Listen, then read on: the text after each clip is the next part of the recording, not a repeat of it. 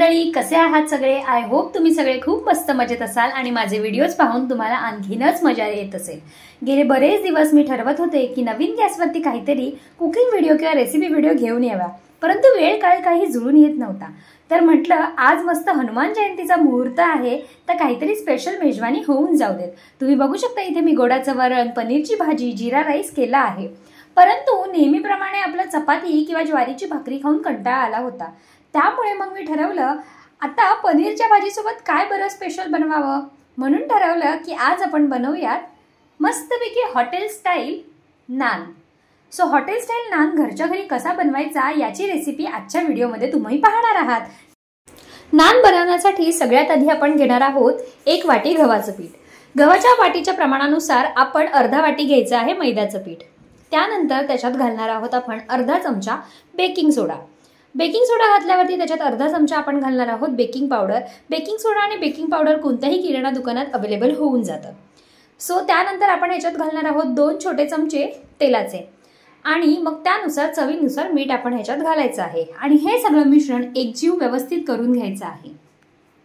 हे सगळं मिश्रण एकत्रित करून झाल्यानंतर आपण त्याच्यात घालणार आहोत थोडं गरम पाणी, कारण हे पीठ आपल्याला गरम पाण्यात मळायचं आहे। कारण नानसाठी जे पीठ आपल्याला फुगवावं लागतं ते थंड पाण्यात फुगत नाही, त्यामुळे आपण इथे गरम पाण्याचा वापर करणार आहोत। पाणी गरम असल्यामुळे पटकन आपण पाण्यात हात घालायचा नाही आहे, पीठ मळून घ्यायचं नाही आहे। जमलं तर चमच्याने मळायचा प्रयत्न करा आणि मग थोडं कोमट झाल्यावरती आपण हे मिश्रण एकत्रित करून घ्यायचं आहे आणि आपल्या नानसाठी लागणारं पीठ मस्त मऊसूद असं मळून घ्यायचं आहे। सो तुम्ही बघू शकता इथे मस्त छान असं मी पीठ मऊ असं मळून घेतलं आहे आणि मग त्याला आता आपण तेल लावून थोड्या वेळ भिजत ठेवायचं आहे। सो आता हे मी पीठ मळून झाल्यानंतर अशा डब्यात पॅकबंद म्हणजे हवाबंद डब्यात पॅक करून ठेवायचं आहे आणि अर्धा तास ठेवायचं आहे। अर्धा तास हे मिश्रण मस्तपैकी पीठ आपलं छान रेडी झालं आहे। तुम्ही बघू शकता इतकं मऊ असं पीठ तयार झालं आहे। त्यानंतर आता आपण ह्याचं करायचे आहेत नान। तुम्ही तुमच्या चॉईसनुसार तुम्हाला हवे तेवढ्या आकाराचे गोळे करून घ्यायचे आहेत, परंतु जास्त मीडियम म्हणजे जास्त मोठेही किंवा जास्त लहानही गोळे करायचे नाही आहेत, मीडियम आकाराचे ठेवायचे आहेत। त्यानंतर आपण अशा प्रकारे हे नान लाटून घ्यायचे आहेत। नान हे चपातीसारखे गोल नसतात, तर थोडे ओव्हल शेप असतात, म्हणजेच अंडाकृती असतात। सो तुम्ही बघू शकता मी इथे ओव्हल शेप दिलेला आहे चपातीला। त्यानंतर आपण एका बाजूने कोथिंबीर आणि काळे तीळ लावायचे आहेत।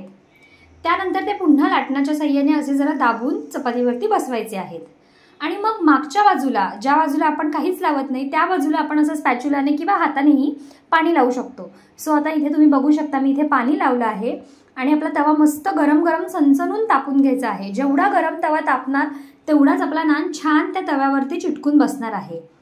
मग पाणी लावल्यामुळे आणि तवा खूप गरम असल्यामुळे आपला नान जो आहे तो तव्याला छान चिटकून बसतो आणि मग असं आपण तवा गॅसवरती उलटा करायचा आहे आणि दुसऱ्या साईडने आपल्याला चपाती भाजून घ्यायची आहे गॅसवरती।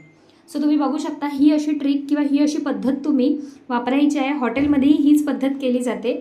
सो तुम्ही बघू शकता आपला नान मस्तपैकी खरपूस असा भाजतो आहे आणि ज्या साईडला पाणी लावलं आहे ती साईड देखील आपल्याला छान भाजून घ्यायची आहे। काही वेळेला असं होतं हॉटेलमध्ये जे आपण नान खातो ते मैद्याचे असतात पूर्णतः, इथे मी गव्हाचं पीठ देखील वापरलेलं आहे आणि थोडे कच्चे असतात, त्यामुळे आपल्याला पोटाला त्रास होतो।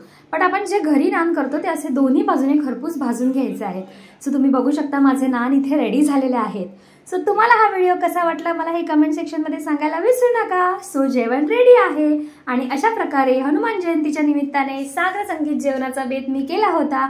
तुम्हाला हा व्हिडिओ कसा वाटला कमेंट सेक्शनमध्ये नक्की कळवा।